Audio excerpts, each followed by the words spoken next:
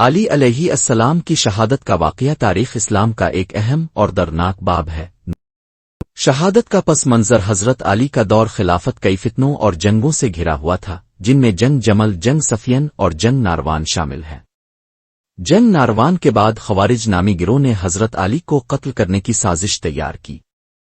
قاتل کی سازش عبد الرحمن ابن ملجم، جو خوارج میں سے تھا، اس نے کوفہ میں حضرت علی کو قتل کرنے کا منصوبہ بنایا۔ 19 رمضان 40 ہجری کو جب حضرت علی فجر کی نماز کے لیے مسجد کوفہ میں داخل ہوئے اور نماز شروع کی، ابن ملجم پہلے سے گھات میں بیٹھا تھا۔ جب حضرت علی نے سجدے میں سر رکھا تو ابن ملجم نے زہر آلود تلوار سے اب کے سر پر شدید وار کیا۔